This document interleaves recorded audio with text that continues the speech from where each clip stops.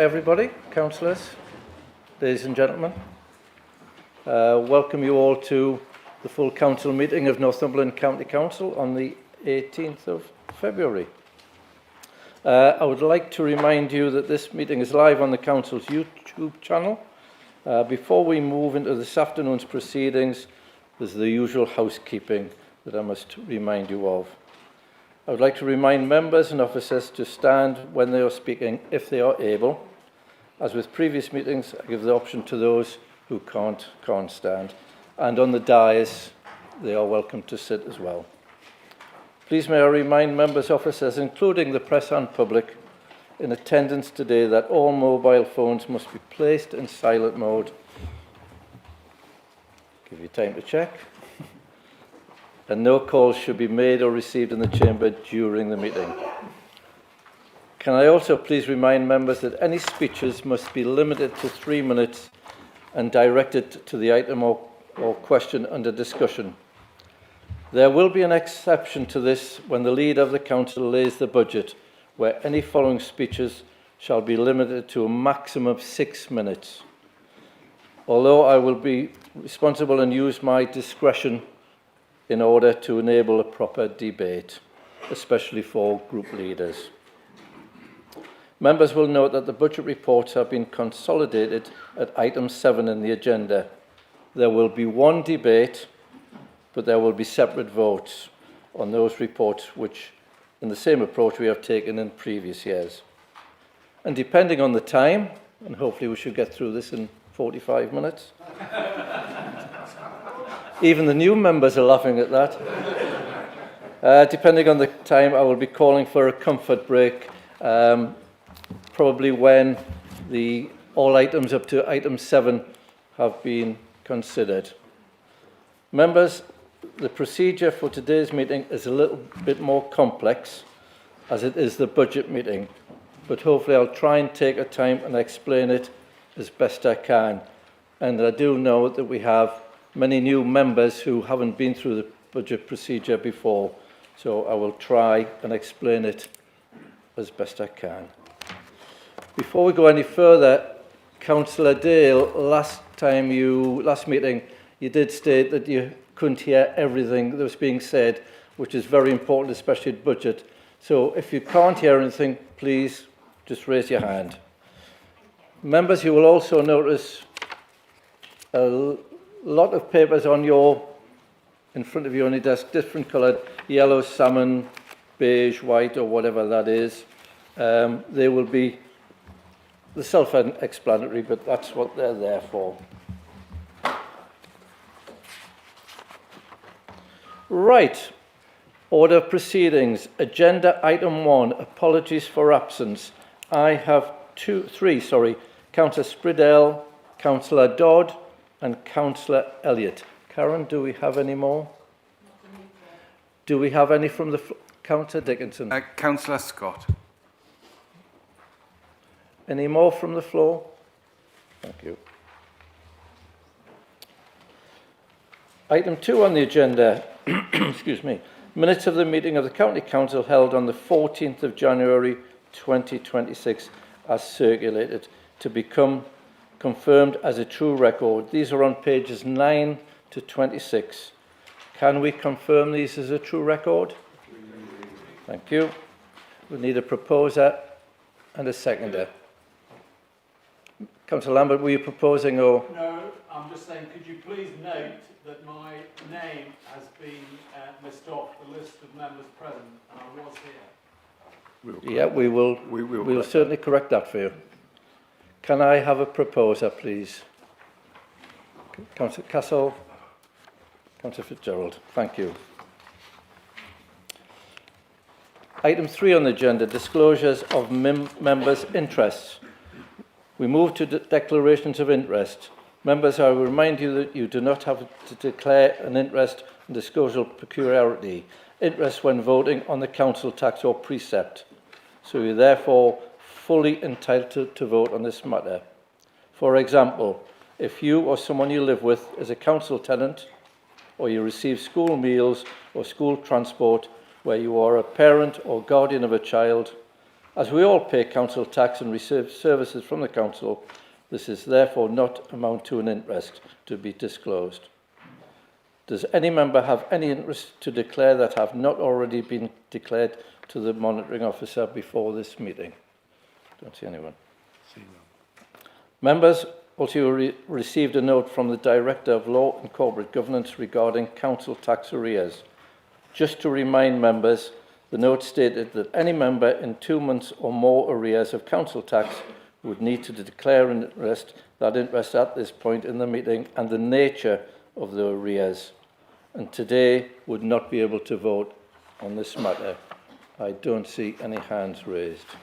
These are mainly for item 7.4 and 7.6 on the agenda, and it would be an offence, so I wouldn't like to see any member do something wrong, so offences against them. Again, we don't have any interests. Announcements by Chair, Leader of Head of Paid Services and the Chair. I'm going to go over to the Leader first because I think Councillor Sanderson has 3 items he wants to bring up. Thank you very much, Chair. There are 3 quick matters. The first one, I'm delighted to be able to confirm that we will be opening Northumberland Park, Northumberland Line Station on Monday, and then at the end of March, the final station but one, which will be at Bedlington, and I look forward very much to seeing as many of you that are able to go as you can. I say but one because it is our intention and our ambition to see the line run farther up towards Newbiggin, and that is what we're working on now. Secondly, there has been some confusion really about the housing inspection that took place and the measures that we've put in place and the direction and instruction that I've given about how things move forward. However, I'm very keen that all members get a personal one-to-one briefing on the facts and what we are going to be doing moving forward. And so I've asked for a members' forum to take place in just a couple of weeks' time. And then finally, it is it's my sad duty to be able to say a very sad farewell to Jan. Now, Jan is a very serious person at times, and I know this from experience because when I have asked for a little bit more money here or a tiny bit more there, she has slammed her fist on the desk, closed the checkbook and said, absolutely not, completely impossible.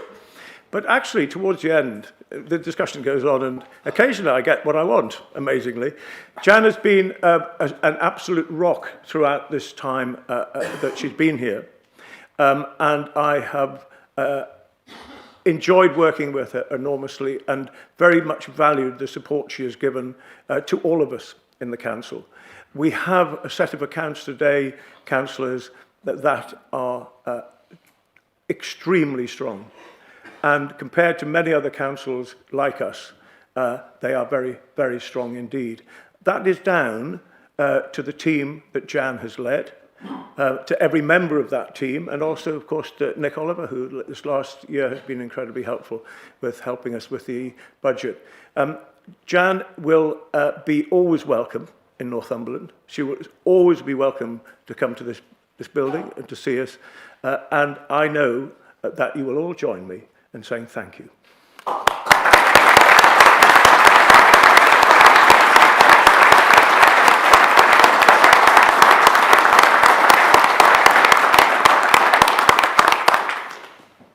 And Jan, can I second all the remarks that the leaders made? I have just 2 or 3 very short announcements. They're not really announcements, it's what's happened, and I think the fairly important events that happen in the council chamber. Excuse me. January 26th, we had Holocaust Memorial Day, and it was nice to see a number of councillors turn up there. It's always a very moving ceremony. We had members of the Youth Parliament which were hosting it, and they were talking about certain events, and we had pupils from Collingwood School, and they were reading some poetry. And it's a lovely event, and I say there was a good number of councillors there, but next year, hopefully to see a few more councillors. We had on Thursday the Youth Parliament elections, which was fantastic. It's the biggest record amount of votes. We had nearly 10,000 votes over throughout Northumberland. On one of the, for chairs, one of the positions, there was 49 candidates for 2 spots. But they all did terrifically well. Councillor Ball was here to see it, and it's really great. And hopefully in a few years' time, because they kind of talk a lot more sense than a lot of us, it'll be great to see the youth in those seats down there. One guy, which I think will go very far, they all had to do a manifesto, and his manifesto was he's going to work to try and get school a 4-day week. So he's definitely going to go far in politics.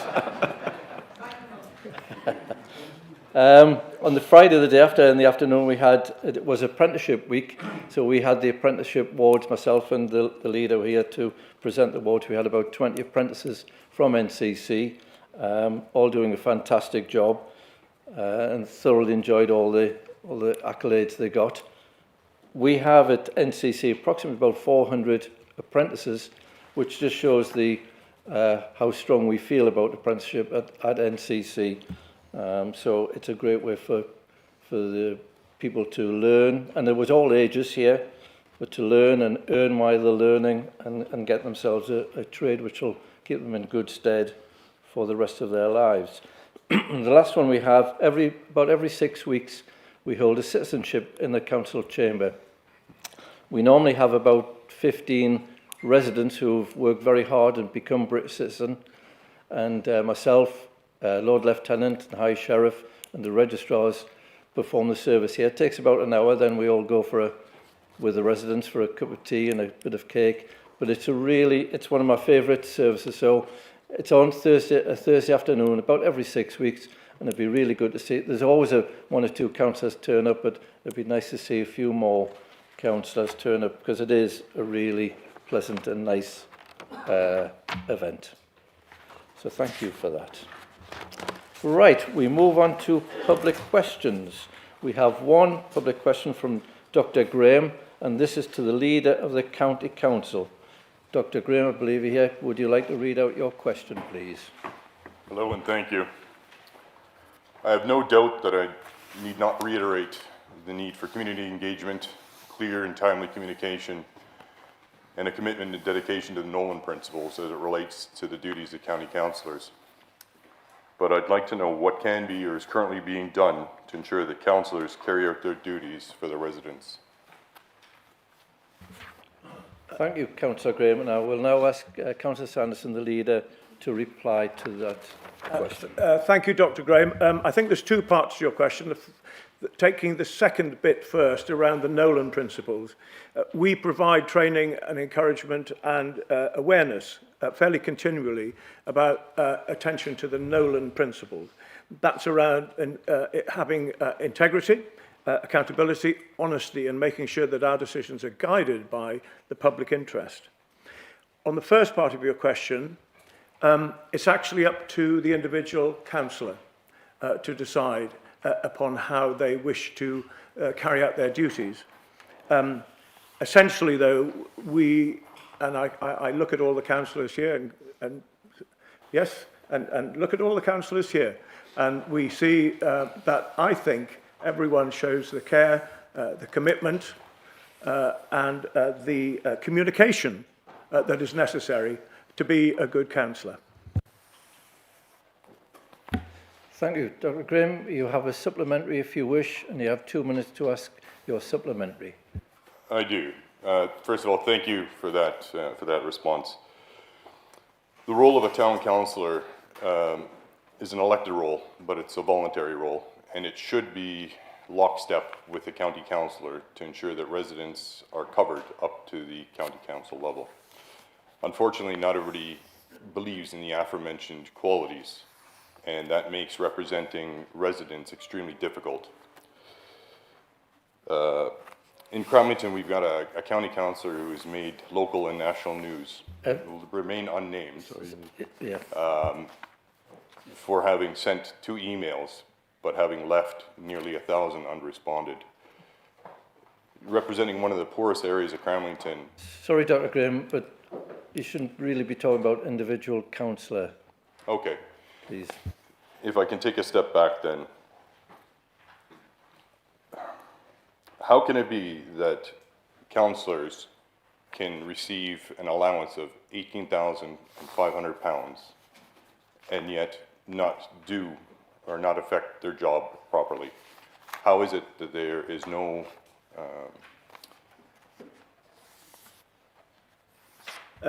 no, So, I was, sorry. I would just like to know, in essence, what can be done to ensure the county councillors do their jobs and do it properly?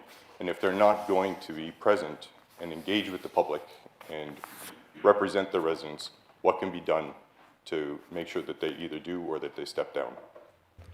Thank you, Councillor Graham. Councillor Sanderson, you have 2 minutes to reply to the supplementary question.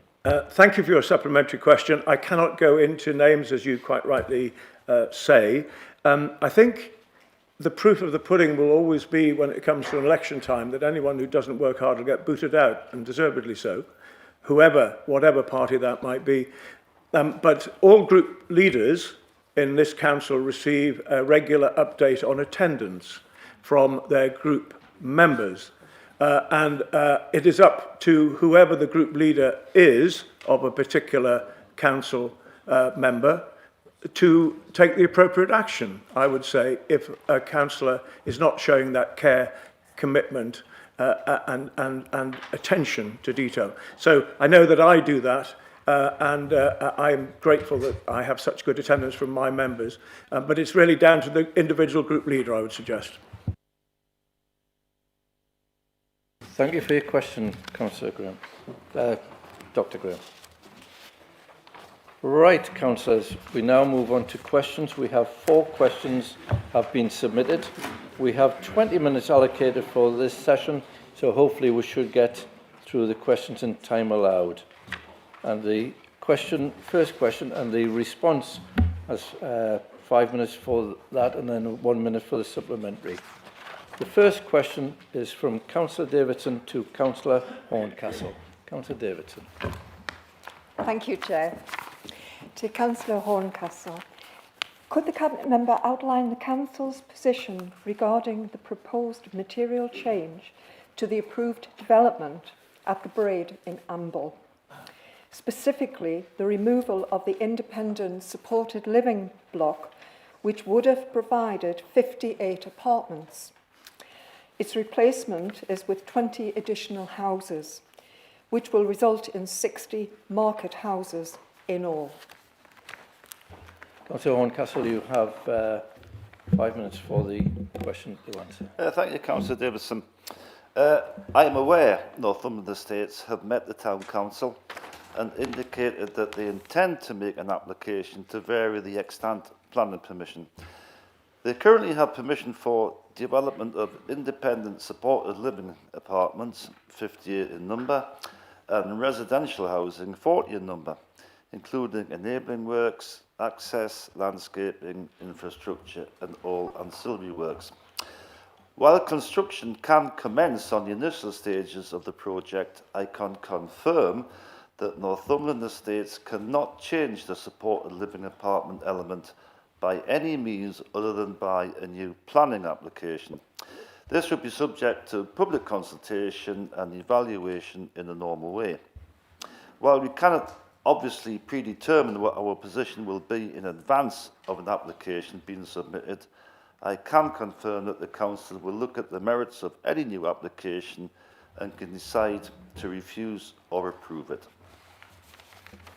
Thank you, Councillor Horncastle. Councillor, would you like to ask a supplementary? And you have Thank you. 1 minute to ask. It has to be Thank you. relative to the answer you've been given. Yeah. Could you clarify, as a matter of procedure, the viability and security of funding is not required to be demonstrated prior to the granting of planning permission? Residents are extremely angry that the developers have been allowed to complete the first phase of 40 houses without resubmission of the planning application for such a material change. I visited the residents last night, and they're particularly concerned about the sewers, because these are very old sewers, and they are, it's a system where it has water going into it as well. They've already had problems with overflowing of the sewers, and I've got several photographs that they've sent me of the problems. So this is going to add to it, because I gather that the sewers are not going to... That's your minute, councillor. Have I finished? That's your minute, yes. Oh, right. Thank you. Councillor Right. Horncastle, and you have only 2 minutes as well. I can tell this is obviously a very local concern to you. The county council can't do a lot about an application. They've got to... They can't tell an applicant what the application is going to be. They can only decide it when it once comes in. So I would suggest to you, I mean, the matters you've just looked at there, you've mentioned there, I would suggest to you that if and when an application comes in, you use your position as a local member to actually get involved in this. It's good practice to get involved in the plan application. But advice would be, because it's the type of application it is, it will probably go to a committee. And I've noticed that you are on the North Area Planning Committee. I would suggest to you, be very careful, don't be seen to predetermine this. So get involved, talk to both sides, and if it goes to a strategic planning committee, then you're free to go along and have your say. But we can't tell an applicant what an application should be. And if an applicant hasn't, like they've already got permission, they've got it, but we can't make them build it. It's up to them if they want to alter it. Thank you, Councillor Horncastle. And I'm sure Councillor Davidson, if you have a chat with Councillor Horncastle later, he'll probably be able to answer the rest of your question. Yes, thank you. Right, second question from Councillor Hill, and it's to myself. Thank you, Chair. And I was aware of your cheeky comment at the beginning of last meeting at my rare absence. It's all noted down. It's all noted down for future. So the question is about the Members' Services Working Group. It does not appear to have met for many months. I think it was maybe January 25, so way before the last election. It hasn't met for many months. It doesn't even appear to exist anywhere on the council website anymore. So what on earth has happened to the Members' Services Working Group? What's going on? Thank you for your question, Councillor Hill. And it's just because we all missed you, Councillor Hill, that I had to mention it, that you weren't here. Right, a response to your question. Working groups are by their very nature task and finish. And Members' Services Working Group hasn't met recently because there hasn't been a specific piece of work for members. Given the demands on member and officer time, I'm sure members will appreciate not meeting just for the sake of meeting. As Chair of Consultation Working Group, I have asked officers to bring a paper to commence a review of all committees and working groups to ensure they adequately reflect the business of the Council as we move to bring a more modern business. Councillor Hill, supplementary. Thank you, Chair. Are you aware that there is a great need for this group to meet? Because members are feeling really, really fed up about being hindered in doing our jobs. Frankly, you've heard the story of the tail wagging the dog, but it's actually like the elected members are being treated with contempt, whether it's about paying for surgeries, whether it's you can't contact officers, whether you can't have a room, whether you can read important council documents at the press at the same time as the public. There is very much a need for the Members' Services Working Group. It's all right for you in ivory towers upstairs, but members are really, believe you, getting increasingly fed up about the way they're being treated. And I would suggest that the Members' Services Working Group, with consultation with all members, meets as a matter of urgency to address the concerns that the elected members have about what's going on in this council. Thank you for that, Councillor Hill. Yep, I'm more than happy, as I say, we've asked officers to do a paper, and I think we take it very seriously. I do, and I know the administration does, that all councillors are satisfied with the services they are getting. So we will be reporting that, and as I say, we'll come to the Constitutional Working Group also. So I will keep you informed on that, Councillor Hill. Councillor Kennedy to Councillor Sanderson, the leader. Thank you, Chair. Northumberland County Council taxpayers from all parts of the county have contributed £49 million so far out of a total of £336 million towards the Northumberland line. The stations that go from Ashington into Newcastle, and that's improved connectivity, and we recognise the success of those usage numbers because Glenn always tells us every month, and he's always in the newspapers and on the news and everything. So, it's been a great success, as Glenn likes to tell us all the time. However, I do note that if a person travels the 19 miles from Ashington to Newcastle, it costs £2.60. A passenger travelling the 22 miles from Hexham to Newcastle has to pay, and I've just been checking the numbers again, you can pay £9, £8.90, £4, £4.40 or £5.20. It's an absolute menagerie of different numbers. Can I ask the leader if he thinks this is fair and equitable, and if not, how can Northumberland get a service that provides a standard fare and fair for everybody? Thank you. Thank you, Councillor Kennedy. Councillor Sanderson, you have 5 minutes to respond. You see, I can't really win because your colleague on your left complains about the lack of information coming. You say that I give you too much information. So what is a man to do? What is a man to do? But what I would say to you in answer to your question is I completely agree that it should be possible to travel on any rail system anywhere in Northumberland for the same type of fare. And that's exactly what I've been talking to Kim McGuinness about, the Mayor, for ultimately it is her that will decide on the level of subsidy and payment and support. So it is her that I will continue to talk to about that particular line because it's a very important line. And I'm glad I'm really glad actually that you acknowledge the great work that the Conservative administration has done in building the Northumberland line. We did it on behalf of all of you, but it's there now, and well over 1 million people have been on that line in just a short time. So I hope you might be able to come along to one of the station openings and see for yourself and even travel to Newcastle on that train, and you will see just how wonderful it is.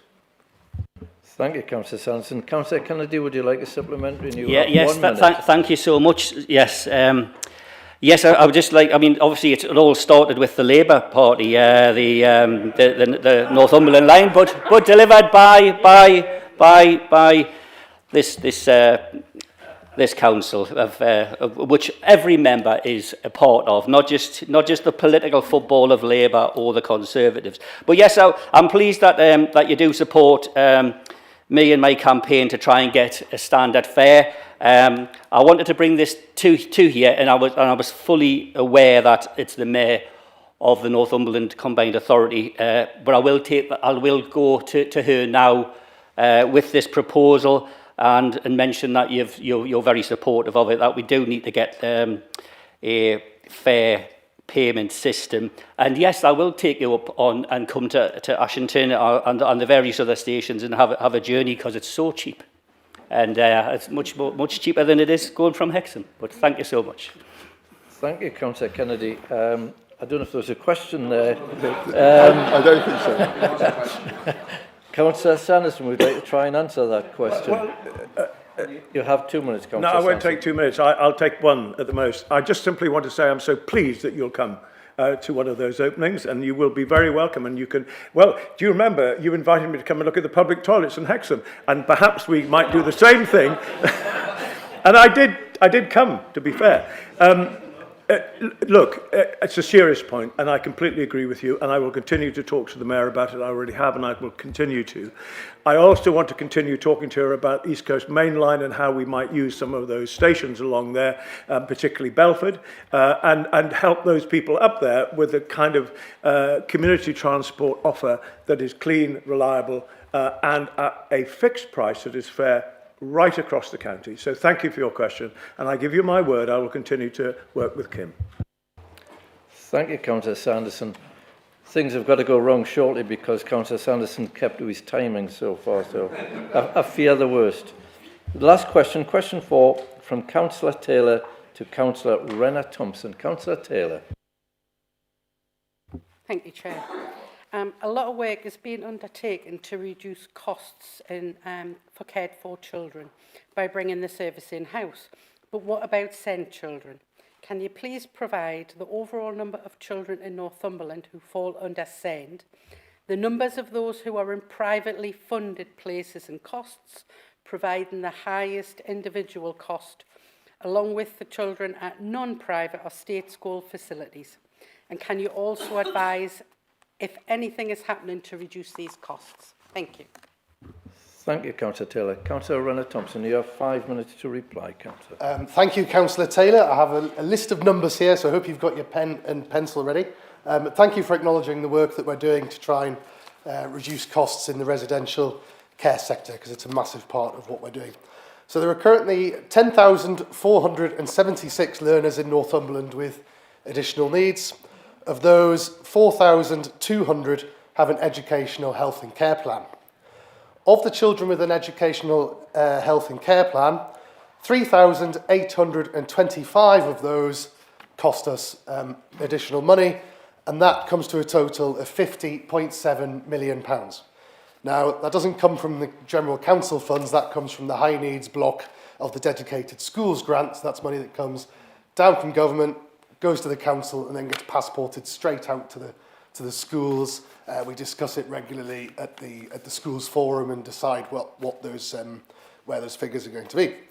We currently have 80 learners who are being educated in the independent sector, which is around 2% of those learners, and those 80 learners cost £7.4 million. The highest cost of the Joint Commission package with children's social care is £798,000 a year. The highest education package per child is £123,000 per year. So we are doing what we can to mitigate this. We have a SEND capacity and place planning strategy.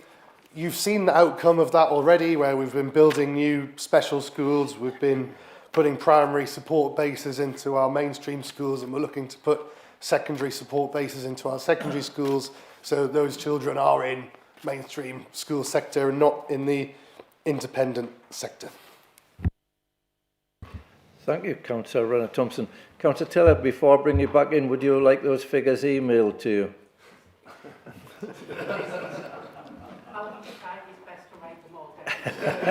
Well, Councillor Taylor, would you like to ask your supplementary? And you have 1 minute to. So, part of the question I asked is, can you also advise if anything is happening to reduce these costs? What are we actually doing? Especially, I kind of picked up the 123k for one child. So what are we doing? What can we do as a council to reduce that cost? Can we bring them, is there any way we can bring them in-house so we're not paying out that kind of money? Thank you. Councillor Renner Thompson, and you have 2 minutes to answer the supplementary. No, yes, absolutely. If you look at the capital programme, and you'll see money in there for the building of new schools, which includes special school provision. There's a line in the capital programme there specifically for increasing capacity in SEN just by itself. And we do that so that those children can be educated as close to home as possible. So although there is a capital spend attached to that, it saves money in the revenue account, which ultimately saves us all money. So the ultimate answer is we are increasing capacity in our SEN schools, we are increasing capacity in our mainstream schools to take SEN children so that we don't have to send them to a private school provision. Sending a child to private provision is really, really the last resort, and often it's because they have severe additional needs, not just what you might find in your average EHCP plan. Thank you, Councillor Renner Thompson. Right, councillors. Now it gets to the interesting part. We now move on to item 7 on the agenda, which is the council budget. This is a little complex, so I'll try and take some time to explain how we're going to proceed. As in previous years, all reports will be presented in one presentation by the leader. Members then will have an opportunity to debate and make points about any of the reports. However, members will only get one speech unless they speak on amendment or have a right to reply. Then at the end of the report, I will take separate votes on all the reports. It would be helpful during the debate when members are making points about the reports if they could refer to the relevant page number. And I think there was an email that was sent round on that subject. The following items will be covered under this item. 7.1, Budget and Priorities Engagements, page 27. 7.2, Budget 2026 to 27, Medium-Term Financial Plan, 2025 to 29, and 30 years business plan for the Housing Revenue Account, which is page 39. 7.3, Budget 2026 to 27, reports under Section 25 of the Local Government Act 2003. That's pages 115. 7.4, Budget 2026-27 and Medium-Term Financial Plan of 25 to 29, and that's on pages 141. 7.5, Revenues and Benefit Policies 2026 to 2027, and that is page 361. 7.6, Council Tax 2026 to 2027, pages 491.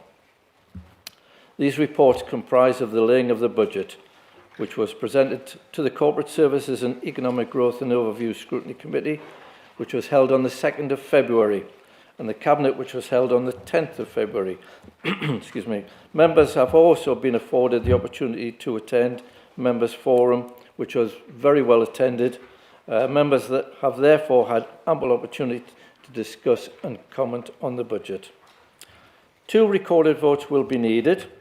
The first recorded vote will be for the recommendations on the budget report at 7.4. The second recorded vote is for the council tax report at 7.6. For members' convenience, the recommendations for the budget report are reproduced and circulated in the chamber on the salmon paper. Members will also see a proposed amendment has been circulated in the chamber on behalf of the Reform Group. This is on the yellow paper. There is also a series of proposed amendments circulated by the Labour Group. These are also printed out for your convenience. I would like to take the opportunity to remind members that you are permitted to speak for a maximum of 6 minutes. We increase it at the budget from 3 minutes to 6 minutes. I will exercise my discretion to enable a full and proper debate. I will ask the Deputy Monitoring Officer to keep an eye on the times. In accordance with practice and convention, I will ask the group leaders to speak first in priority to the size of their groups to speak in that order. We can now move to debate, but before we start, I would just like to explain a few further matters to assist you. I have been advised that the seconder from the administration will be reserving their speech until late in the debate. The leader has the right of reply at the end of the debate. Members, you may speak only once, only except on amendments, right of reply, personal explanation or point of order, or if there are any debates, amendments to debate. And I'll try and make that clearer if the amendments come through. We now move on to debate. Just to remind members, this isn't an opportunity for questions, just debate. If members raise a matter for clarification, they will be dealt with in the summing up. I recognise this could be complex, so I'll take things slowly. Ask everyone to bear with me and show some patience. It is very complex, and we do have a lot of new members, and it's even for members who are inexperienced, it's still quite complex. I would like to invite the Leader of the Council to present the administration's budget, which I understand will be seconded by Councillor Nick Oliver. But Councillor Sanderson, can you propose it, and then I'll go for a seconder. Thank you, Chair. It's a great pleasure to present... I need a seconder. I said you propose it, then I'll go for Oh, a seconder. okay. Thank you. Councillor Oliver. We're still new at this, you know. Councillor Sanderson. Thank you very much. So it's a great pleasure to be able to present the County Council budget, especially to new members, many of whom I've had the pleasure to get to know quite well. This is a fairly tortuous process. In fact, probably the most tortuous of all processes. There are 637 pages, including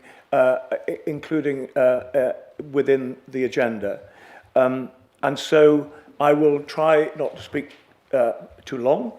I want to, first of all, though, thank all the staff for their help in getting this process to where we are today.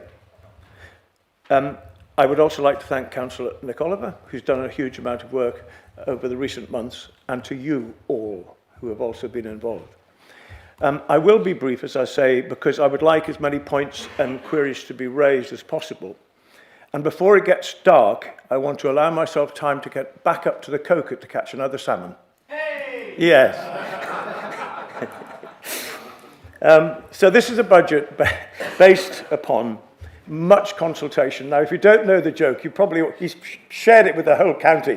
So if you haven't seen it, you will, I'm sure. I'll get you back, though, one day.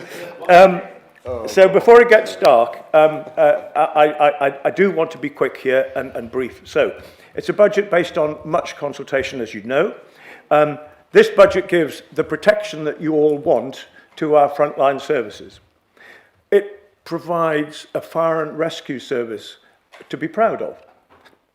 More money for our roads, more for UNC class roads, which doesn't just help small country roads, it also helps a lot of streets and towns.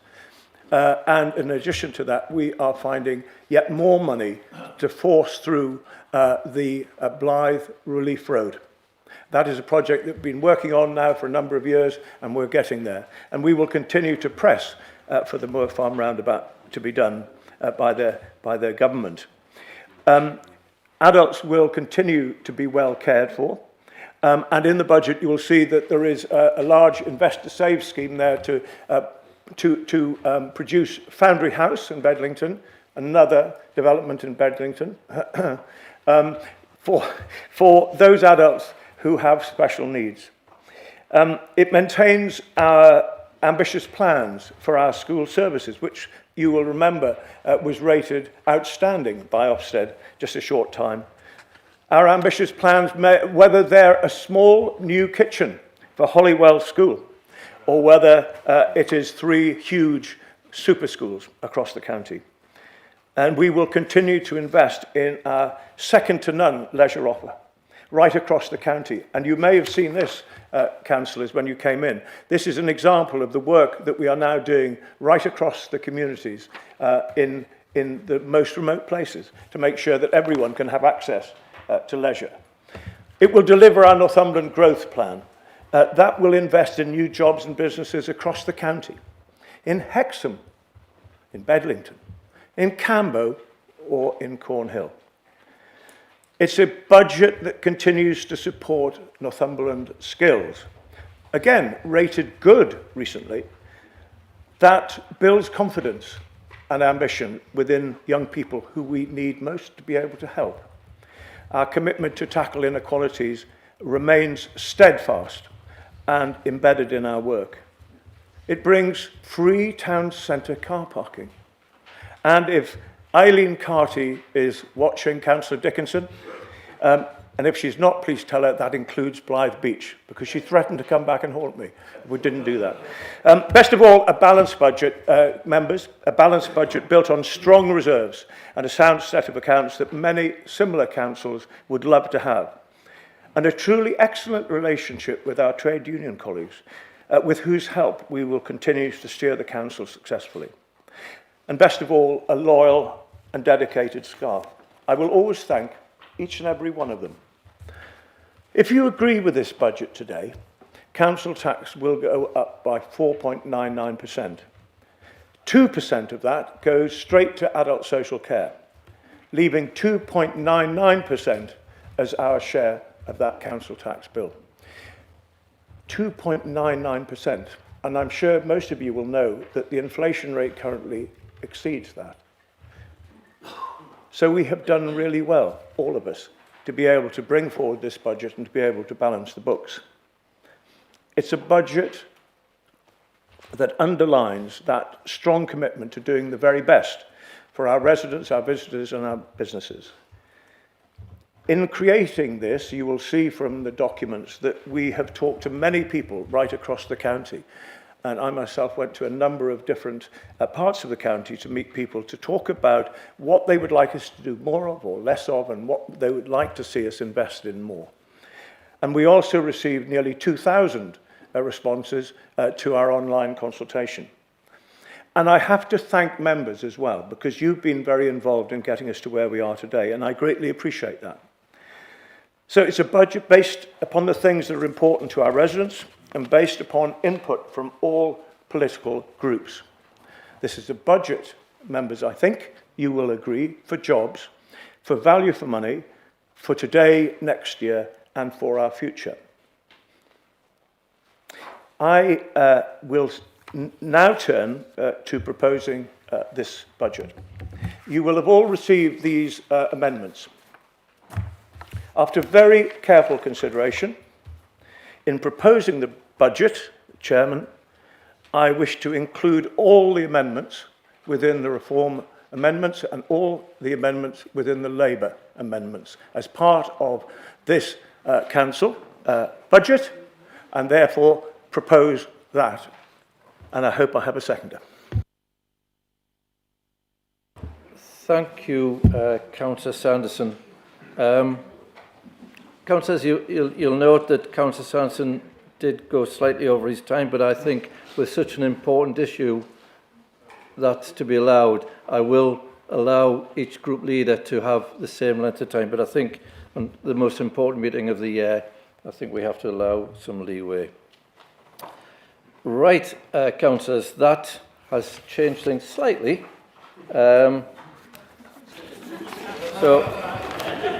We moved it straight into the substantial. Yeah, so I'm having to move papers about.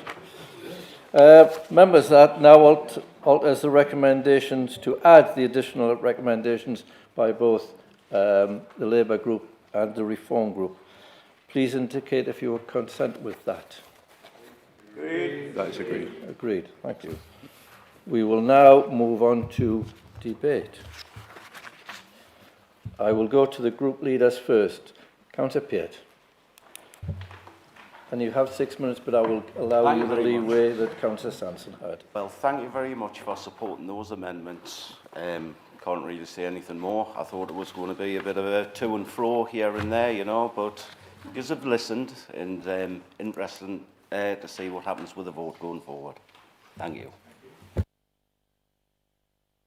Thank you, Councillor Peart. Councillor Dickinson. Well, here we are. Councillor Dickinson, you're not lost for words, surely. It'd be the first time. Do you know what? It always makes me lost for words when I see our common sense contribution that enhances your budget get accepted by a man that's always refused them in the past. So there we go. I'd just like to point out at this point that I always recommend Derek as a truthful councillor, and he referred to that in the Northumberland line about where it started with the Labour administration before. But in essence, we are in a different political landscape now as a council. We are at a time where our amendments really wanted to enhance some of the transparency, because members of the public want some of the best work to be there but be visible. People have assumptions about waste, about all sorts of things in the council that we have a duty to either dispel or share information on the areas that we're tackling. And that's what some of our amendments were about. So I'm really pleased that they've been incorporated into the budget. I'm really pleased to see in there the government support for the council. whether we're looking at Blythe Relief Road, which you mentioned, Glenn, nearly £50 million from the government to make that happen. When we look at the Trailblaze work that Audrey and the team are leading across Northumberland, receiving over £100 million share of the money nationally. When we look at road investment, only last week we received announcements that £30 million for the North East, which equated to about £8 and a bit million for us the year before. So it's great to see all that additional money as well. In terms of the increased settlement that we know we're going to get multi-million pound increases every year for the next 3 years, whether that's small amounts, large amounts, whatever, we know a projected picture for 3 years, which is really important, Dickie, because you said we needed to be able to respond, we needed to be able to plan, and we've all wanted multi-year settlements, so now you've got it, and you know you're getting a little bit more every year, so that's really good news too. So, in essence, we're in a position where we may have to do things we don't particularly want to do, like put the council tax up, but in actual fact, there are things we have to pay for, and there are things we have to do as a council, and there are many things in this budget that we fundamentally agree with in terms of some of the work around communities first, around inequalities, around all the things that we mentioned, not only in the amendments, but throughout the thread of the council in various scrutiny committees. The other thing that's really important is when we are in a difficult spot, which we are with the housing, that we come together and we respond as a council. And our amendment was about supporting that, about working together on that. And the leader has already announced plans around that.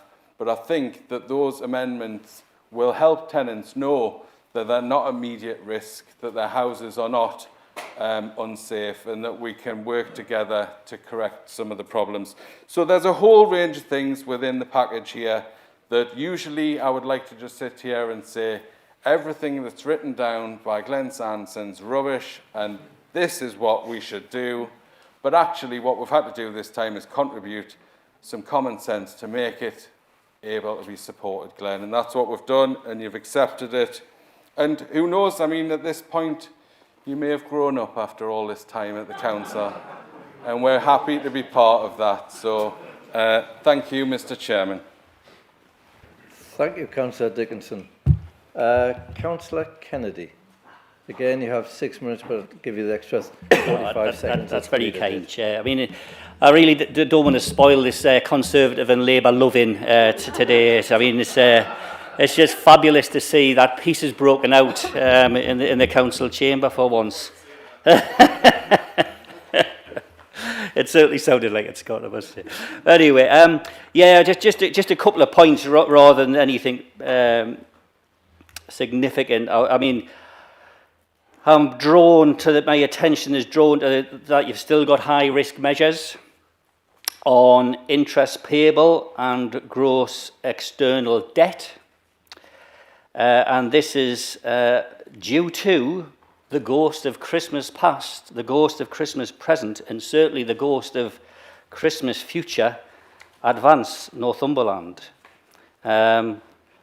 We've still got a lending, which includes Advance and others, of a total of 390 million there. That's owed to us. And we all, well, some of us will still remember those painful decisions, and one I was vehemently against on Cramlington Shopping Centre, which still weighs heavy on Advance. Paid a lot of money for it, and it's not worth that value now. I would also like to point out as well is the council tax collection rates. We are starting to see a slow decrease in those collection rates. 5 years ago, we were at 99%, which is quite admirable, but that's slowly starting to slip. And over the last 5 years, it's gone from 99 and down, and it's now at 97. Which means we're not, we're about 2.5–3% that we aren't collecting. Now, it doesn't sound a lot as a percentage, but it actually is quite a lot of money that comes into this council. So, while the Labour Party is slapping the back of the Conservatives today, I just think there needs to be hint of cynicism in the council as well, that this is a tough council. Councils have it tough, we really have. And we need to be very careful about money's coming in and certainly money's going out. Thank you. Thank you, Councillor Kennedy. Councillor Hunter, I'm going to the group leaders first and then I'll open it up to the floor. Councillor Hunter. Thank you, Chair. As we all read the in-depth budget, there's not everything that we like in the budget, but it's a full budget that has to cover the county, not just certain areas. And I do hope that Best delivers the savings that we hope for. We have to work on that because that savings is going to protect our frontline services. And that is that is important to everybody, the frontline services. I know I chaired 3 meetings across the county, which we engaged with town and parish councils. It was well attended, and we did listen to them. And hopefully we've taken some items on board. And I do welcome that the funding is still in the capital programme for the new school, the new academy, which a lot thinks just for Berwick, but it's Berwick and the surrounding areas. And that's the children for our future, as well as providing the SEND provision, which will help hopefully reduce the budget. So it's a case of it's going to be a tough budget, but we've all got to work together to try and deliver for the people of Northumberland. Thank you for those words, Councillor Hunter. Councillor Swinbank. Thank you, Chair. We have over 330,000 residents who rely on this council every day. There are over 5,000 directly employed staff who work very hard to deliver our services. And yet again, we've received a very challenging settlement from government. We're continually being asked to do more with less, and our staff are being asked to do more with less. The budget must be balanced, and while there are some quite large assumptions in this budget, which will need a lot more work to make the savings required, the budget is in balance. Luckily, in my ward, I'm very pleased to see that the Bongate Cobbles and the bus station are still being funded, and that we finally got a way forward with the Lindisfarne School field. We do have, I'll remind the leader, a plan for a Queen Elizabeth II Memorial Community Woodland, which still needs to be funding. I'm sure the leader is still working on that. I'm pleased to see continued emphasis on active travel, energy efficiency and renewables in homes and county buildings. We're getting wetter winters, drier and hotter summers, and those are our new normal now, and we need to mitigate and adapt. We need to support nature and food production, which go hand in hand, and I'm pleased to see continued support for rural business and nature recovery. No budget is perfect, and no one is claiming that there is enough support for road maintenance, SEND children, youth services, or 100 other matters which affect lives across Northumberland. We do support this budget and the amendments as have been put forward. Hooray. However imperfect, because it strikes a balance. It provides relative stability to our residents and our staff.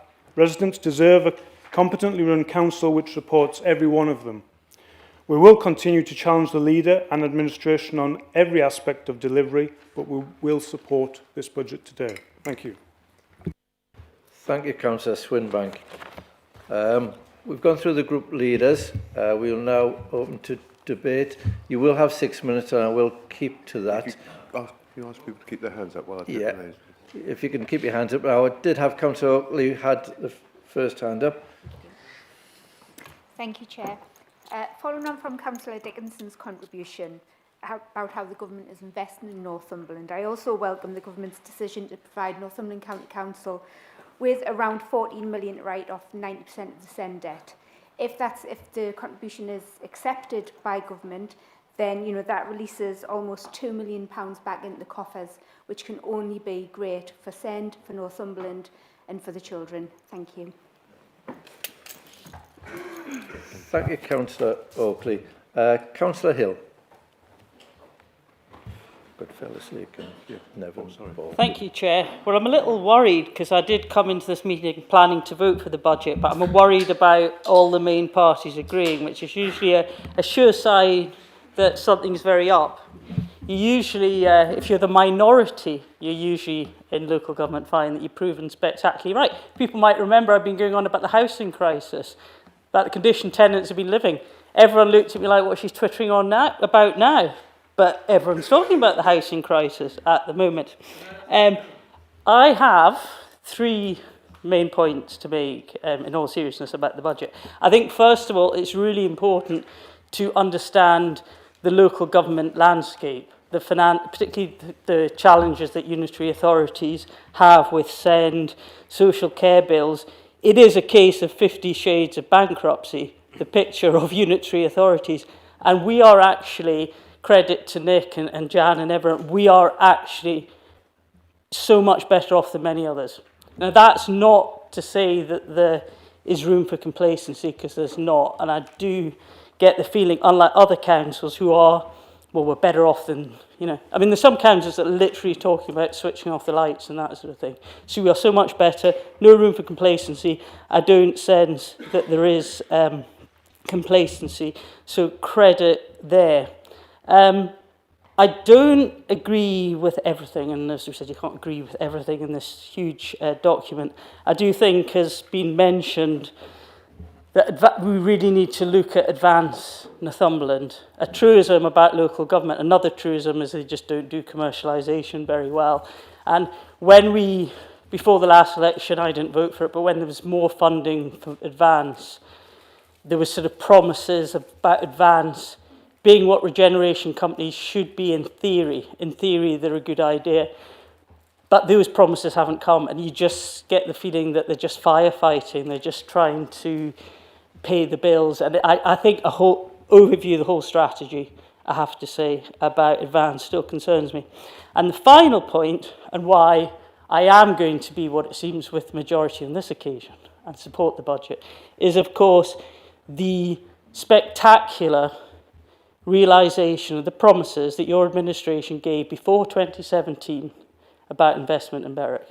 And, you know, you look at the capital programme, you look at the school, the maltings, etc. That has been realised. That's there in black and white. That's an undisputable fact. Nobody can deny that. And I'm very pleased as well, something I've been going on about, the Royal Border Bridge Lights project is there as well. You promised me that, Glenn. I thought, is he going to try to get out of that? But you haven't. So well done for that. And you promised it now. There's no going back. There's no going back. But yes, so I will be supporting the budget. Thank you, Councillor Hill. Councillor Hill, that trip to Cornwall did you the world of good. Councillor Fellis-Aiken. I'm still not sure, and I'm still bowled over by the détente here.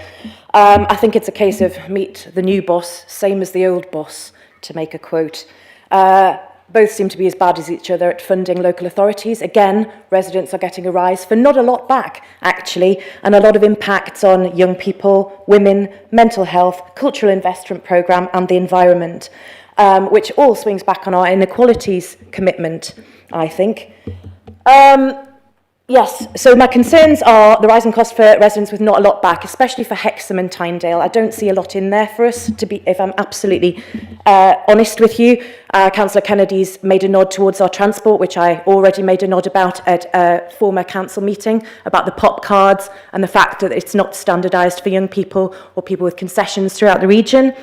I think the thing that we have got commitment to is the depot, and the money towards that in the capital programme, which I think actually there was a strong reaction to in Hexham.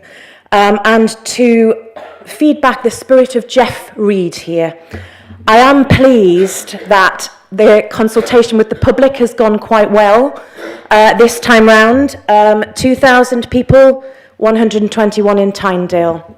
Now, our petition, I remember from last year, in a month, got 3,700 people in Hexham signing against the proposals for the depot. That's a huge amount of people, and they weren't listened to.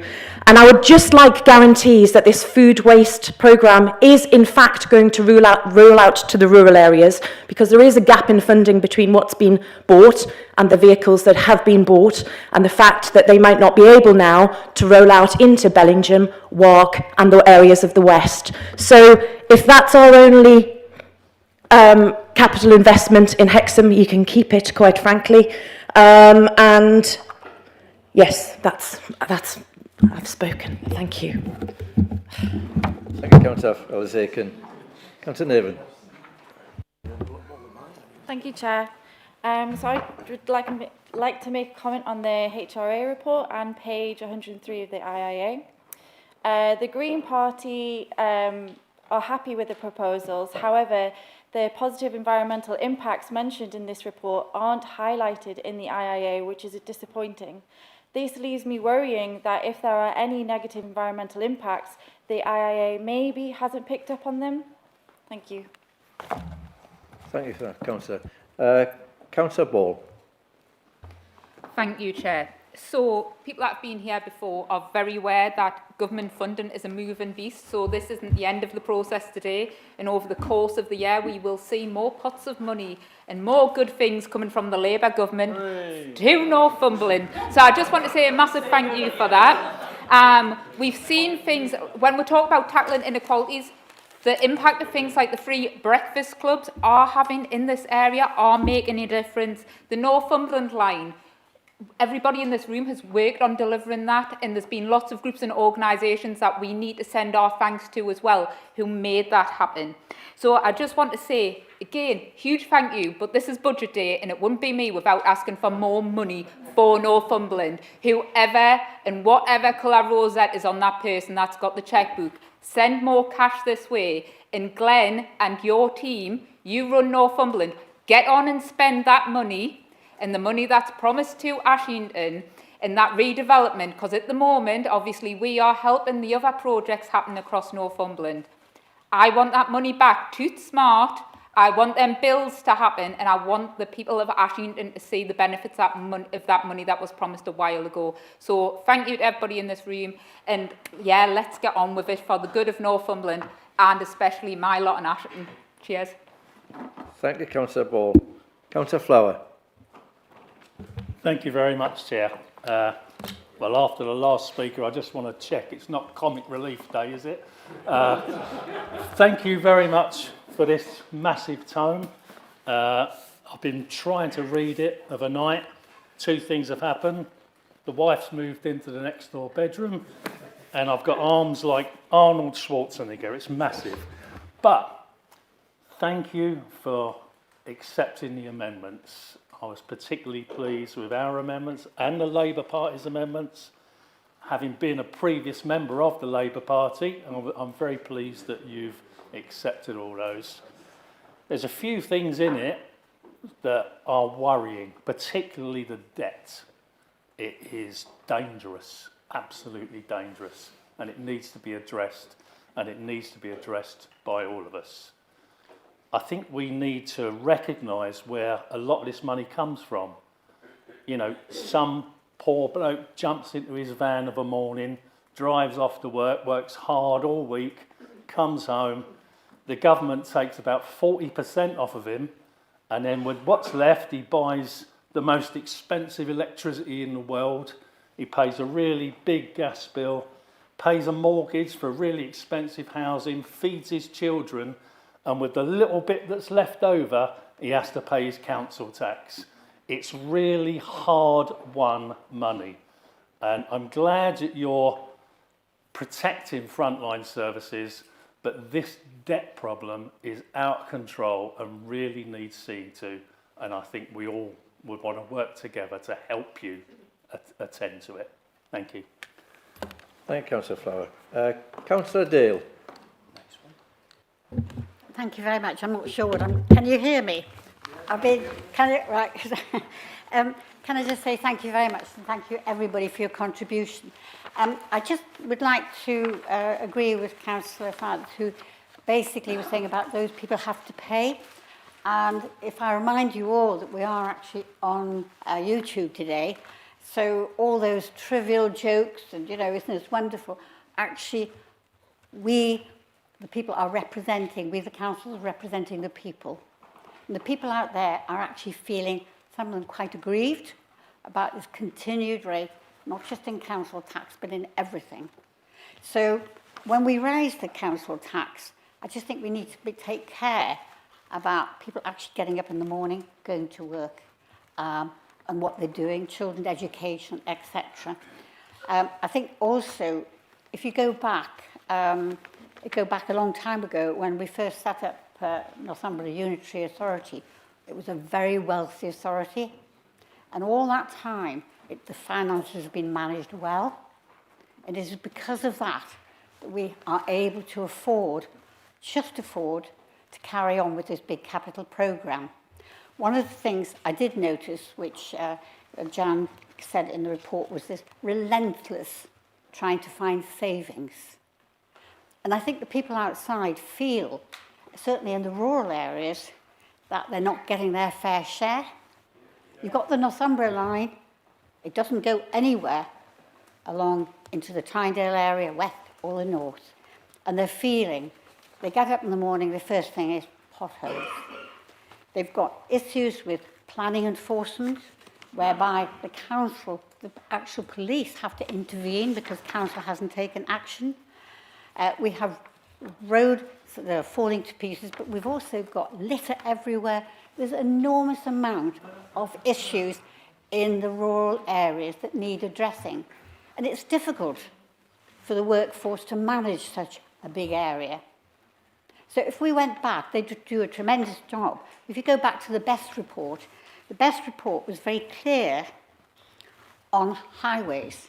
And it said, for instance, the highways workforce is extremely lean, and a high-level sizing analysis indicates between 10 and 12 additional full-time equivalents would be required to deliver an equitable service across the county.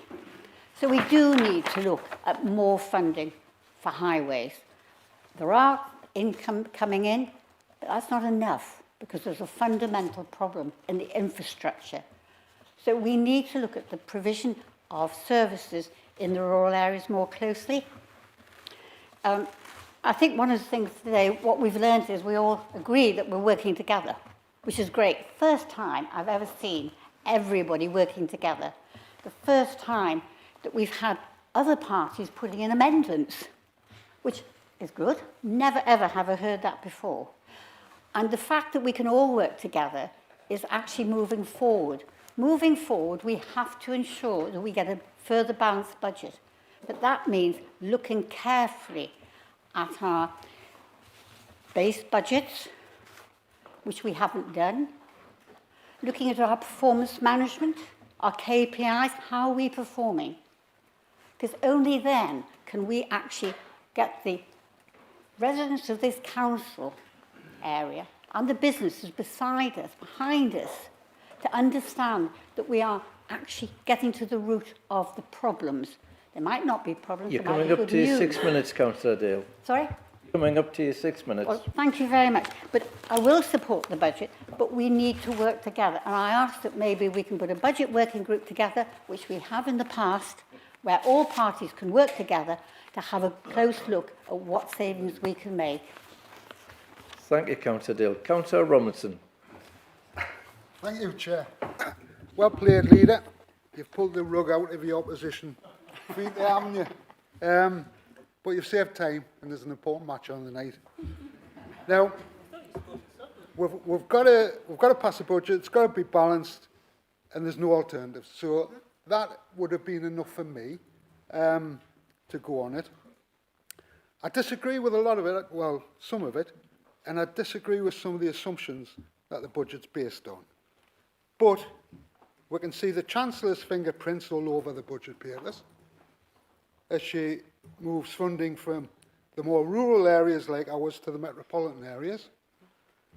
And in my view, what she's doing is moving tax-raising powers to local government away from central government, just so she can say she's not raising income tax. But that's another thing. What I would suggest, and that's the first time I've heard it of anybody else, we've got to have a cross-party group working on the budget. You can see that by the amendments that's come in today, and you've accepted them. So members have been reasonable about this stuff. But we need a cross-party group so we get an holistic budget. And there's many, you know, there's lots of talent across the backbenches here, which isn't being utilised, and we should be doing that. There's two main reasons. First of all, the proposal by the government to take a lot of the send pressures off us, which has been mentioned. It's just a proposal at the moment, though. That will obviously necessitate a big change in a lot of this budget. And the fact that we know what the settlements are going to be next year and the year after and the year after. So we know what we're starting from. Now, finally, I would just say I would support this budget because we set it. And if we have one imposed on us, we can't challenge it. We can't, as it comes to different committees and that, we can't have a go at it, we can't try and change it if it's imposed on us. If we set it ourselves, we've got that ability. So that's why I'll support it, even though I do disagree with large sections of it. Thank you. Thank you, Councillor Robinson. I think the last one is Councillor Mathewson. We should say this. Yeah. Try and bring it to a close now. Thank you. Yes, I'm new to this, but still, I would like to say something concerning this budget, and also to enhance what my colleagues about Tynedale have said and the rural area. From a rural perspective, this is not an abstract debate. In areas like Hawtwhistle, my ward, which is further than Hexham, we are further than Hexham.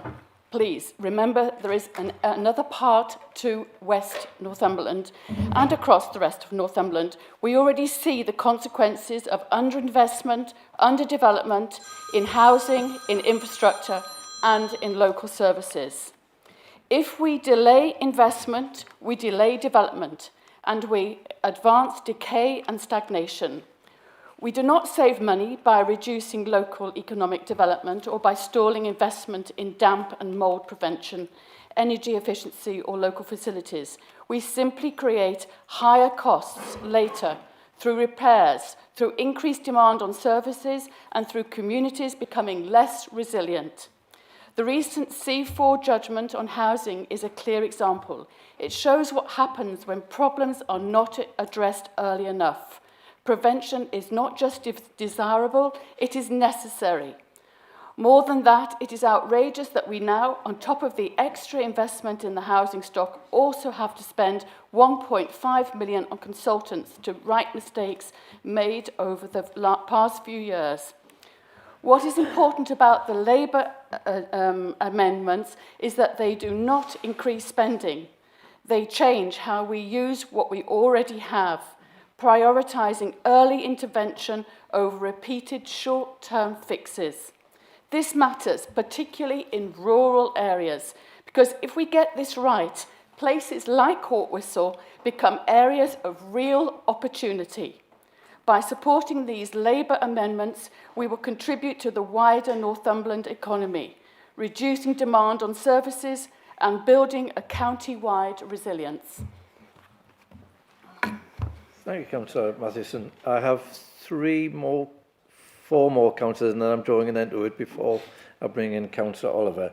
I've got Councillor Taylor, Councillor Renner-Thompson, Councillor Wearmouth and Councillor Dungate.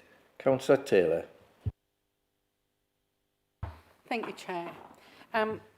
Well, I would really have loved to see I was going to support this budget, but unfortunately, I can't.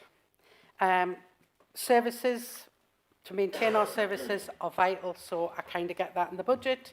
The caring for people, I get that as well.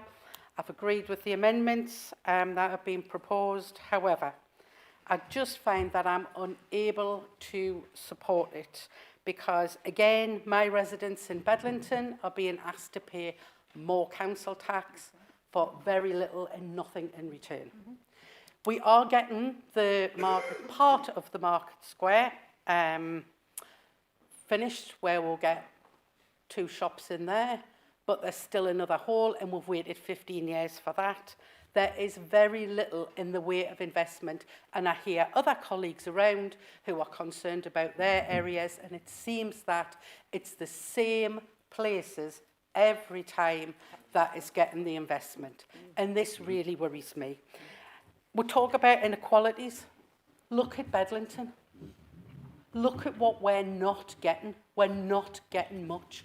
We're getting things cleared off, the shops getting finished, but really that's about it. So I have to say I'm quite disappointed. Thank you. Thank you, Councillor Taylor. Councillor Guy Runner-Thompson. Thank you, Chair. I just want to clarify some things. So the 90% SEND historic deficit funding has been mentioned a few times. At this point, we welcome that, but at this point, as Councillor Robinson said, it is still just a proposal. We've got a press release, we haven't got a policy. Within the press release, there are certain conditions attached to getting this funding. We don't know what the conditions are yet, so we might not be eligible for the whole 90%. And when councillors talk about the SEND deficit, it doesn't impact on the main council balance sheet because of the statutory override that's in place and has been in place for a number of years. So this 90% reduction in the SEND deficit, while welcome, does not impact the council's overall finances in any way. Thank you, Councillor Runner-Thompson. Councillor Wearmouth, then finish off with Councillor Dungate. Thank you, Chair. I just wanted to pick up on a few points in the debate so far in terms of a general commentary. First of all, Advanced Northumberland, we wouldn't have chosen to buy shopping centres, Councillor Kennedy. I'm sure that you appreciate that you were clear in your view. We continue to look for a way to exit that, that site, but in a way that is sustainable in terms of the debt that was accrued at the time. You'll see more, Councillor Hill, on in terms of the promises about the future of Advanced Northumberland. I would urge you to watch or to attend the scrutiny meetings where they attend regularly, I think quarterly, and as well the shareholder meetings as well, to which you're welcome as an observer. And you, I know, have visitors from Advanced Northumberland up in Berwick talking about the future of Berwick, and very much welcome that. We talked a little bit about, in the debate about Hexham, lest you forget that we did spend about £40 million on a new school in Hexham, amongst many other things. There's social housing going on at Hexham Middle School. There was new gym equipment that went in to the leisure centres. So sometimes it's not about what's to come, but what's already been done, and we've done an awful lot. In terms of there's some stuff on Facebook which I don't totally understand today about the Blythe Reef Road, and funds being awarded from the government, from the DFT. I've had a quick look on there, and the last mention I can find of Blythe is Stephen Blythe, who has been appointed to the Finance Policy Committee, and Fiona Blythe, who has been made the British Ambassador to Mongolia. But congratulations to both of them. If there has been some funding award regarding the Blythe Reef Road, we're not aware of it, but I would remind the leader of the Labour group that the project was to be fully funded by Rishi Sunak's government. You will note in the capital programme here are having to provide match funding, and that's because we were told that without that match funding it wouldn't go forward. And I would point as well. I would point you in the direction no further than Durham in terms of what happens if you pull funding for relief roads and bypasses. They will not get realised. It's as simple as that. I would point as well, we've collectively, and thank you to everyone who's collaborated in terms of the budget, we have done our best. We've lost shared prosperity funding. That's been rolled into the general fund. We're not here to find excuses or however you want to term it, but what we'll do to mitigate the effect of the loss of shared prosperity fund and the rolling into that general fund is to use the Northumberland Growth Fund. We've got already funding that's come in from QTS Blackstone. You see a line in terms of the capital programme in there that allows to recycle money and to promote business growth. That's something I'm very pleased that we've managed to do. In due course, we will see business rates retention as well of £7.5 million a year once the project's completed there at Camas. I would just urge all groups, in particular the Labour group, to talk to the Mayor and say that her half of the money, that £7.5 million that she gets as part of the investment zone, set up by the previous Conservative government, just to note, that money is focused on Northumberland, because it was this council that realised that investment by Blackstone QTS, and we should be the beneficiaries of that. And then just in terms of a general commentary regarding the capital programme and its sustainability, the 151 officer, who is excellent, by the way, and I will miss her greatly. She's been a fantastic officer.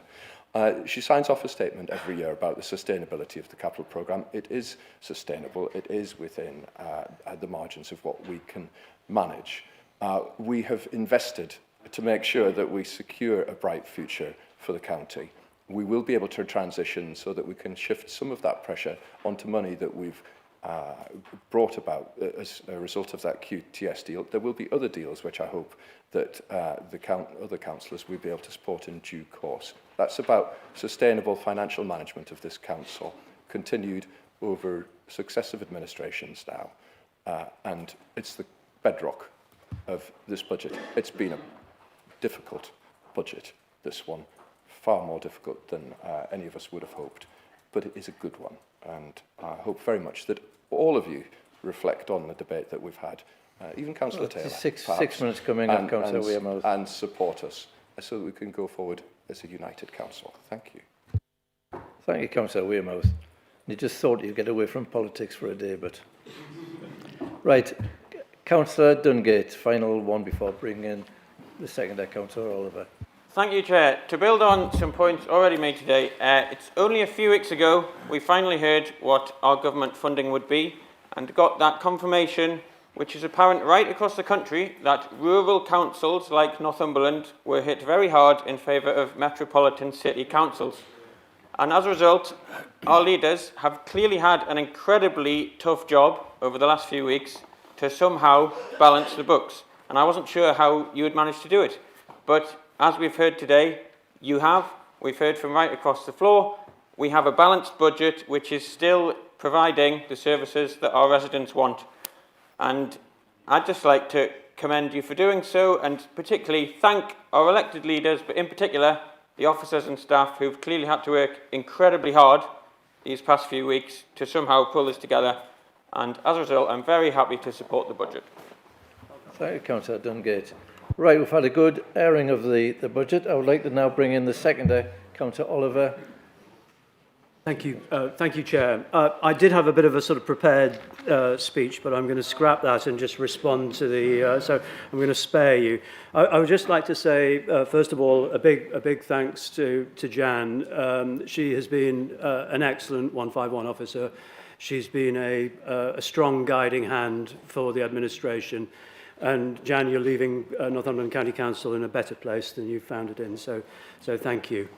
I'd also like to thank Alison and the rest of the finance team, all of the officers, the senior officers, my cabinet colleagues, and all of the members that have been involved in this process at the member forums, the consultation events, etc. It has been a long process. I wish it were true, Councillor Dungate, that we'd been working on it for a few weeks.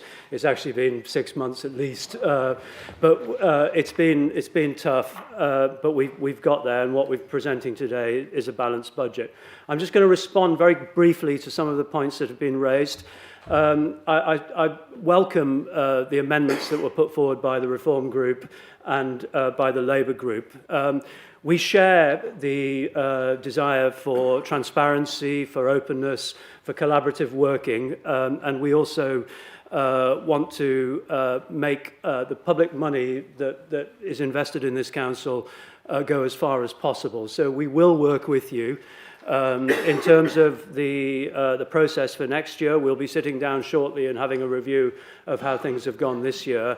I've spoken to a couple of members already about working with other groups and getting other groups involved earlier, and I'm sure we will be able to accommodate that, and we look forward to that your contribution in next year's budget. I think I just want to sort of clarify something on the housing inspection. The housing inspection, we'll take it on the chin. It wasn't great, but what we must stress is that we do not have a housing crisis in Northumberland.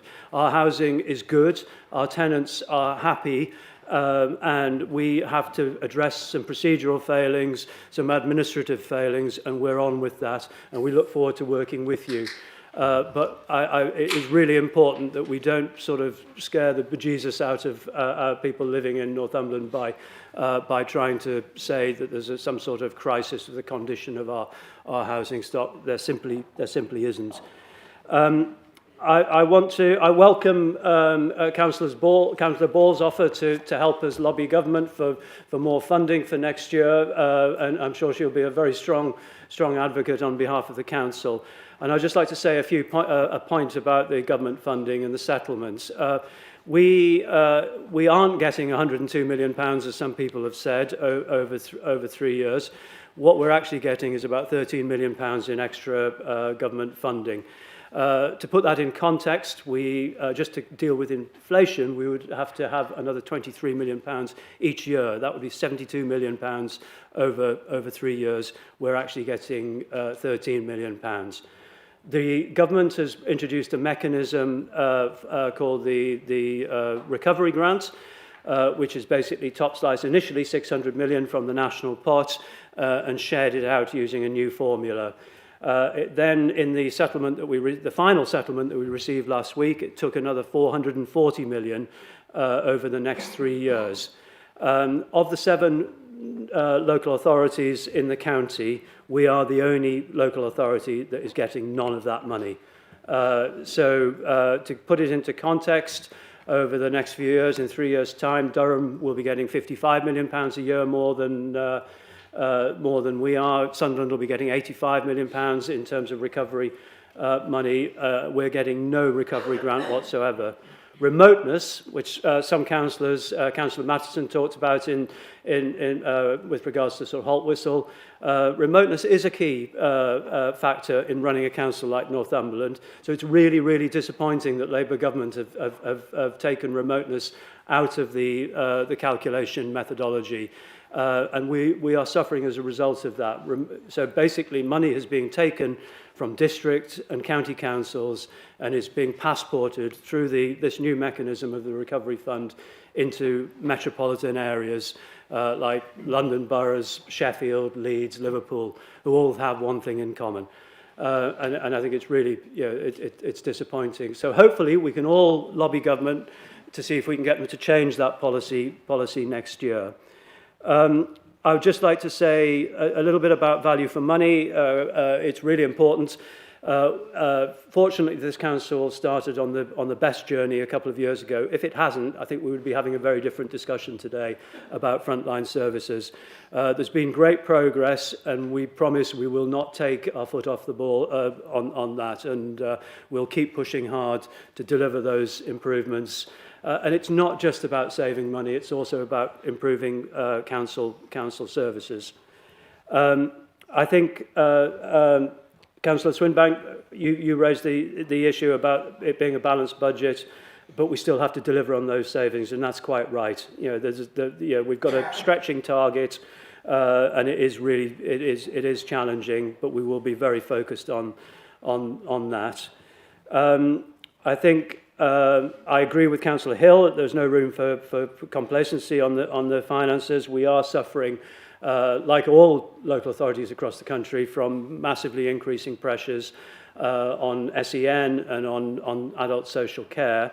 And we hope that there will be some responsible, strong national discussions about solutions to those problems, because we do need national guidance on it. It has been kicked down the road for too long by all governments, and it needs to be addressed urgently. Your 6 minutes are just about up. If you would like to finish. Right, summing I up, will. I'll finish up. I'll give you a little leeway. Councillor Okay, thank Oliver. you. I'd just like to make a point about Hexham because it's close to where I live, and reinforce what Councillor Wearmouth said. As well as the things that he mentioned, we've also invested in car parking, the bunker site, £6 million in town centre regeneration. We're doing the depot investment. We're investing in the Queen's Hall. We've done flood alleviation schemes. So it is true that areas right across the county, we all want more for our own area, but we have been delivering in Hexham and in the West. And I think probably on that point, oh, yes, sorry, and Berwick Bridge. Where do we start? You said that without moving your lips. Yeah, we've put a line in the budget for Berwick Bridge, and we have an aspiration to do it, but we don't. You know, we will be seeking external. You'll see on the capital line that we are seeking external funding. So there's some revenue funding that we will use to basically seek the capital funding, and we'll work with you to try and make that possible. But it's not something we can directly fund out of our capital programme ourselves without that external contribution. It's important that we're clear about that, otherwise we'll be having a difficult discussion this time next year. So I hope that you can support this budget, and we look forward to working with you all parties to deliver it in the next 12 months. Thank you. Thank you, Councillor Oliver. It goes to the leader to sum up, and we're more than happy if you don't want to speak, Glenn, but if you... No, it's okay. I don't need to speak. Right. Thank you, councillors. We've had an excellent debate on that, and now the debate is finished. We can now move on to the vote on the reports, and I will go through them in turn. 7.1, Budget Priorities Engagement Report. Members, this is no vote on this report, but could members confirm that it is noted? Agreed. So confirmed. 7.2, Budget 2026 to 2027 and the Medium-Term Financial Plan 2025 to 29 and the 30-year business plan for the Housing Revenue Account. Members, the recommendations are set out starting on page 143. Now, we do need a show of hands for this one. So all those in favour, could you please show your hand? And could you keep them up there till the... That is carried. Yeah, Christine Taylor. it's carried, but I will ask for against, 2 against, 2 against and abstentions. Councillor Kennedy, so that's 2 against and 1 abstention. Thank you for that. 7.3 Budget 2026 to 2027 report under Section 25 of the Local Government Act 2003. Members, this is a statutory report from the Chief Finance Officer under Section 25 of the Local Government Act 2003. It provides their professional assessment of how robust the budget estimates are and whether the Council's reserves are adequate. Members are required to have regard to this report when setting the budget and the council tax, as it highlights the key financial assumptions and risks we need to consider before making our decision. There is no vote on this item, but members, can we note the content of the report? Thank you.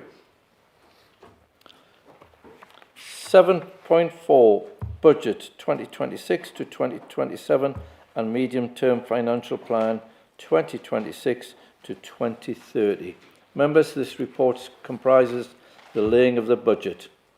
Matters relating to the budget which have arisen since the report was presented to the Corporate Services and Economic Growth Overview and Scrutiny on the 2nd of February 2026, and the Cabinet on the 10th of February are all included in this report. We are required to take a recorded vote on the recommendations. I propose taking all the recommendations en bloc as a single vote. Are you content that I do that? That would include the amendments, of course. Yes. Including all the amendments. Yes, including all the amendments. Is that what you were going to ask, Councillor Dickinson? Just checking the Labour group amendments were in there. Wouldn't like any jiggery-pokery now. There won't be. Well, We'll try, but no, there won't be, Councillor Dickinson. Right, to remind members, I was just about to say, if amendments carry out, the leader has adopted them, stay below the highlights. To remind members, these recommendations now include the additional recommendations set out in the yellow paper. I will be asking the Deputy Monitoring Officer to assist when your name is called out. Please could you indicate how you wish to vote, which will be for, against or abstaining. Chair. Okay, firstly, Councillor Allen.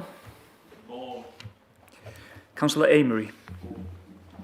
Councillor Audsley. For. Councillor Austin. For. Councillor Azakar Nevin. For. Councillor Baker. For. Councillor Ball. For. Councillor Bourne. For. Councillor Bainan. For. Councillor Bowman. For. Councillor Bridget. For. Councillor Brooke. For. Councillor Carr. For. Councillor Castle. For. Councillor Sesford. For. Councillor Chicken. For. Councillor Dale. For. Councillor Daly. For. Councillor Darwin. For. Councillor Davidson. For. Councillor Dickinson. For. Councillor Dungate. For. Councillor Dunn. Councillor Ezel Shelvin. For. Councillor Fairless Aiken. Councillor Fitzgerald. For. Councillor Flower. For. Councillor Green. For. Councillor Hill. For. Councillor Colin Horncastle. For. Councillor Michaela Horncastle. For. Councillor Hume. For. Councillor Hunter. For. Councillor Jackson. For. Councillor Johnson. For. Councillor Jones. For. Councillor Kennedy. Councillor Knowles. Not here. Councillor Lambert. For. Councillor Lee. For. Councillor Mather. For. Councillor Matheson. Councillor Morris. For. Councillor Nicholson. Councillor O'Donnell. For. Councillor Oakley. Councillor Oliver. For. Councillor Patterson.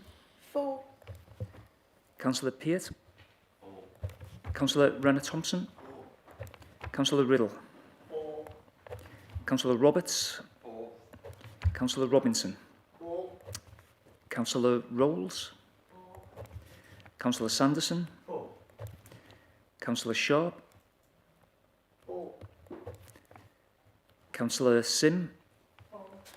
Councillor Smith. For. Councillor Stewart. For. Councillor Swinbank. For. Councillor Swinburne. For. Councillor Swinhoe. For. Councillor Taylor. Councillor Thorne. For. Councillor Wearmouth. For.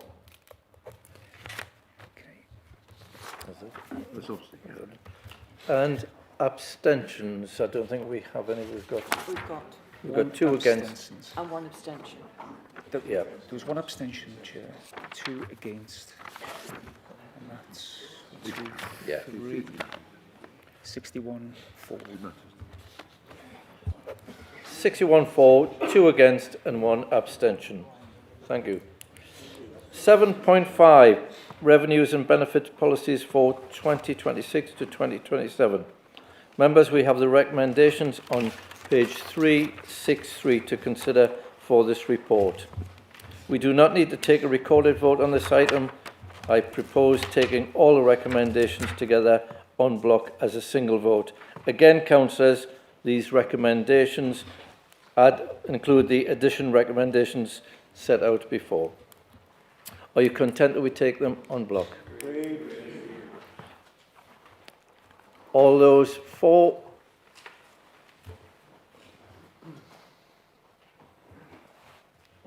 Might be unanimous. Any against? And those against? Abstentions? That seems to be unanimous. Thank you. 7.6, Council Tax 2026 to 2027. Members, can I please remind you of what was said previously on this subject? Members, we have the recommendations on pages 638 to 641 to consider for this report. We need to take a recorded vote on this item. I propose taking all the recommendations together en bloc as a single vote. Members, could you confirm you're content with that? Again, I will ask the Deputy Monitoring Officer to assist, as we are required to take a recorded vote. When your name is called out, please say which way you intend to vote. Neil. Thank you, Chair. Councillor Allen. Councillor Amery. Councillor Audsley. Councillor Austin. 4. Councillor Azakar Nevin. 4. Councillor Baker. 4. Councillor Ball. 4. Councillor Bourne. 4. Councillor Bainan. 4. Councillor Bowman. 4. Councillor Bridget. Councillor Brooke. 4. Councillor Carr. 4. Councillor Castle. 4. Councillor Sesford. 4. Councillor Chicken. 4. Councillor Dale. Councillor Daly. Councillor Darwin. Councillor Davidson. Councillor Dickinson. 4. Councillor Dungate. 4. Councillor Dunn. Councillor Ezel Shelvin. Councillor Fairless Aiken. Councillor Fitzgerald. Councillor Flower. Councillor Green. Councillor Hill. Councillor Colin Horncastle. 4. Councillor Michaela Horncastle. 4. Councillor Hume. Councillor Hunter. 4. Councillor Jackson. 4. Councillor Johnson. Councillor Jones. Councillor Kennedy. Councillor Lambert. Councillor Lee. Councillor Mather. Councillor Matheson. Councillor Morris. Councillor Nicholson. Councillor O'Donnell. Councillor Oakley. Councillor Oliver. Councillor Patterson. 4. Councillor Peart. Councillor Renner Thompson. Councillor Riddle. Councillor Roberts. Councillor Robinson. Councillor Rolls. Councillor Sanderson. Councillor Sharp. Councillor Sim. Councillor Smith. Councillor Stewart. 4. Councillor Swinbank. 4. Councillor Swinburne. 4. Councillor Swinhoe. Councillor Taylor. Councillor Thorne. And Councillor Wearmouth.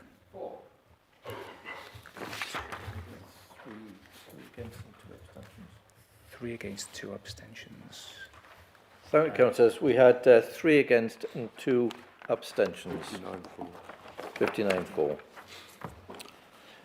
Right, members. Just about to call for a comfort break. Before we do, could I just say, on behalf of myself, thank you all for being very reasonable, professional and grown about today. It's gone really well, and I thank you all for your contribution and how well you've done today. Thank you. There will be a comfort break for 10 minutes.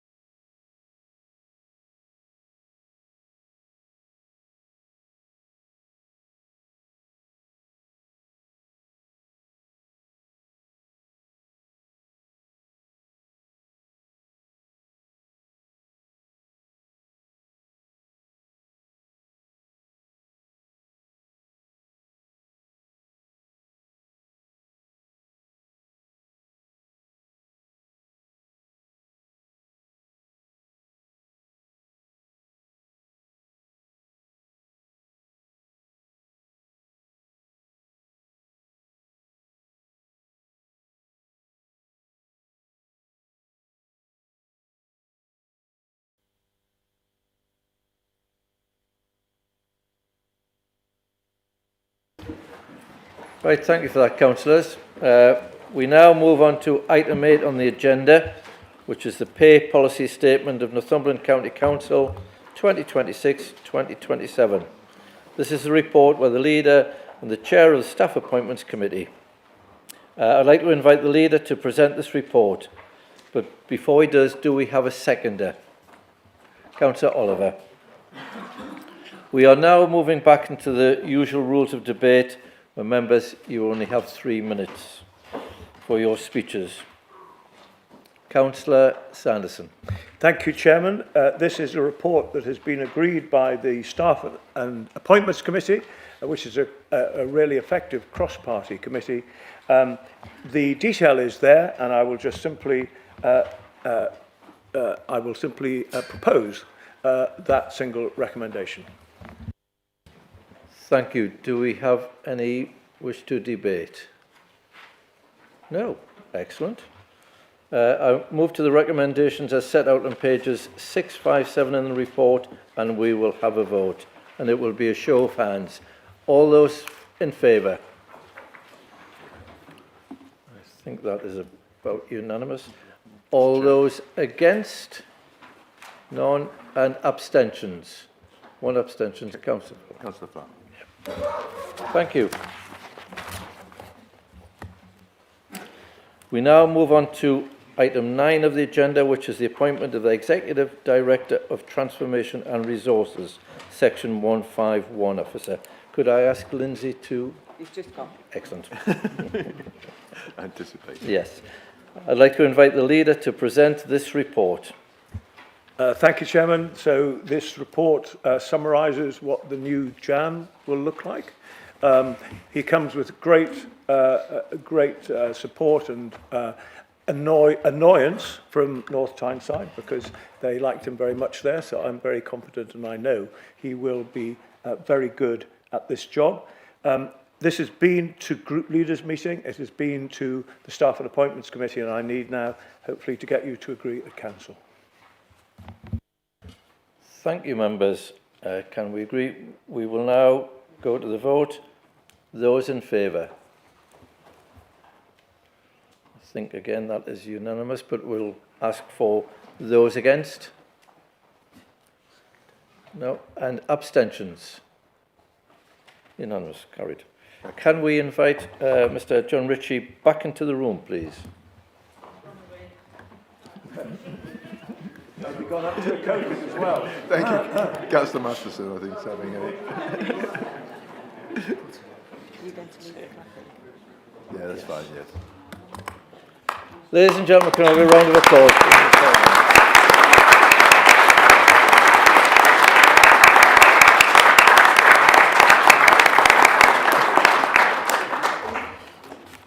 I would make the most of that applause because it's probably the last one you're going to get. We now move on to item 10 on the agenda, which is the appointment of the Fire Chief. Again, could I ask... Thank you. Again, I would like to invite the leader to present this report. Councillor Sanderson. Thank you, Chairman. This report identifies who has been chosen by the cross-party selection committee. This has also been to group leaders, and it's also been to the Staff and Appointments Committee. As new members will, I hope, have found out now that the Fire and Rescue Service is a very important, integral part of the County Council. So this job is obviously incredibly important too. This is a really good candidate, and we felt absolutely the correct person for the job. So I'd like to propose the recommendation, please. Thank you, Leader. Members, can we agree? Can we have a show of hands, please? Those in favour? I think that is about unanimous, but we will go through the procedure. Those against? And any abstentions? That is unanimous. Can we bring back... Thank you. You've got yourself a job for life there.